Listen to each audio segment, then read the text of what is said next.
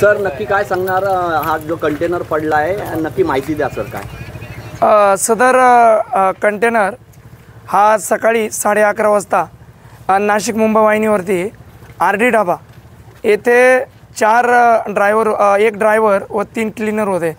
सदर गाडी पाटील ढाब्यापासून पूर्ण गाडीचा कंट्रोल सुटला होता ड्रायव्हरचा आणि सदर गाडी इथे येऊन पलटी झालेली आहे. सदर गाडी पलटी झाल्याच्यानंतर पोलीस प्रशासनाकडून कोणगावच्या हद्दीकडून गाड्या रॉंग साईड आम्ही मुंबई नाशिक दाबून आणि रॉंग साईड नाशिक मुंबईच्या गाड्या एक लाईननी चालू केलेल्या आहे. पोलीस प्रशासनातर्फे आमचं असं आव्हान आहे, सदर गाडी निघण्यासाठी पुढील 1 ते 1.5 तास लागेल आणि आमचे पूर्ण प्रयत्न चालू आहे. 2 हायड्रा ही पोखरेन मागवण्यात आलेले आहे. आमचं पूर्ण युद्ध पातळीवरती काम चालू आहे. तरी पण पब्लिकनं थोडंसं पॅनिक न होता थोडासा संयम बाळगावा अशी पोलीस प्रशासनातर्फे विनंती आहे. सर याच्यामध्ये काही दुःखद घटना झालेली आहे का काही? ड्रायव्हरला लागलेलं आहे, ड्रायव्हरला हॉस्पिटलला पाठवलेलं आहे. सदरचे 3 इसम पण आहे त्यांच्याबरोबर, ते पण आपण हॉस्पिटलला पाठवलेले आहे.